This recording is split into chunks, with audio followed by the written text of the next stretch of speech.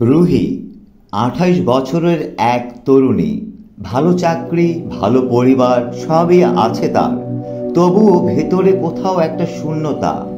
সকালে ঘুম ভাঙতেই মনে হয় দিনটা যেন আর একটা যুদ্ধ। অফিসে যেতে ইচ্ছে করে না, কারোর সাথে কথা বলতেও না।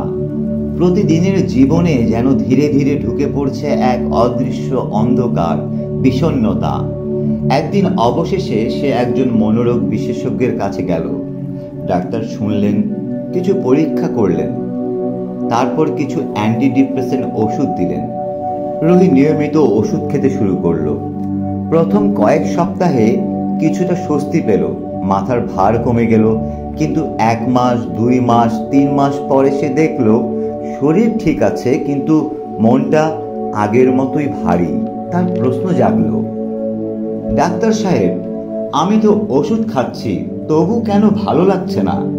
ডাক্তার হাসলেন, বললেন, রুহি, বিজ্ঞান বলে শুধু ওষুধে বিষণ্ণতা সারবে না। ওষুধ তোমার মস্তিষ্ককে রাসায়নিক সমস্যায় ফিরিয়ে দেয়, কিন্তু তোমার জীবনের ভারসাম্য ফিরিয়ে দিতে পারে না। বিজ্ঞান একসময় ভাবত বিষণ্ণতা মানে মস্তিষ্কে সেরোটোনিন বা ডোপামিনের ঘাটতি, কিন্তু সাম্প্রতিক গবেষণা বলছে বিষয়টা এত সহজ নয়।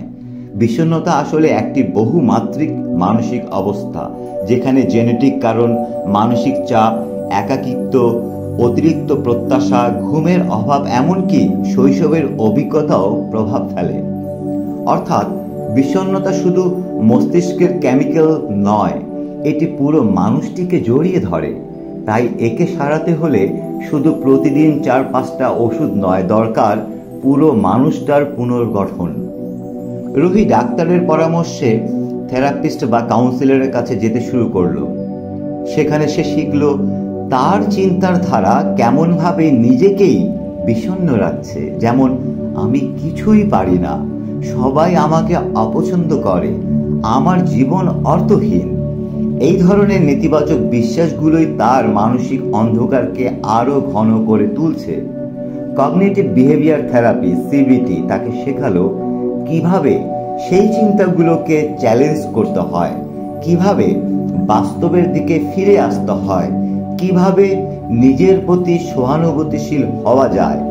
রুহি বুঝল, ওষুধ হয়তো মাথা ঠান্ডা করে, কিন্তু থেরাপি শেখায় কিভাবে নিজের মনকে বুঝে শান্ত করা যায়।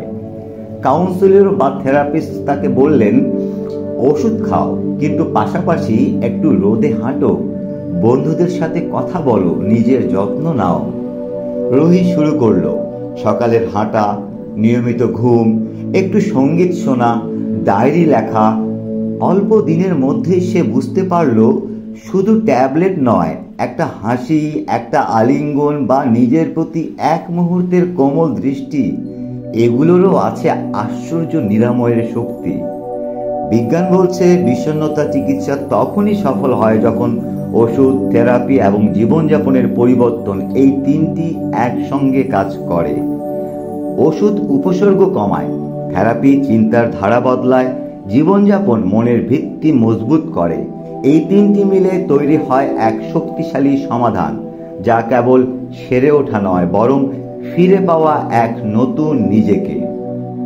6 মাস পর রুহি আবার ডাক্তার সাহেবের কাছে গেল। তার চোখে এখন নতুন উজ্জ্বলতা। আমি এখন ভালো আছি ডাক্তার, জানেন, আমি শিখেছি সুখের কোনো প্রেসক্রিপশন নেই, নিজের ভেতরের অংশগুলো ঠিক করতে হয় নিজেকে। ডাক্তার মৃদু হেসে বললেন, ঠিক তাই রুহি, বিজ্ঞান এখন আমাদেরকে শেখাচ্ছে ওষুধ শরীরের জন্য, কিন্তু নিরাময় আসে আত্মা, আচরণ ও সম্পর্কের ভেতর থেকে। ওষুধ দরকার, কিন্তু একা নয়। বিষণ্ণতার চিকিৎসায় ওষুধ গুরুত্বপূর্ণ, কিন্তু তা পুরো সমাধান নয়। ওষুধ শরীরকে শান্ত করে, কিন্তু চিন্তার ধরন, আচরণ, সম্পর্ক ও জীবনের ভারসাম্য ফিরিয়ে আনে মানুষ নিজে, থেরাপির মাধ্যমে, সচেতনতার মাধ্যমে, ভালোবাসার মাধ্যমে।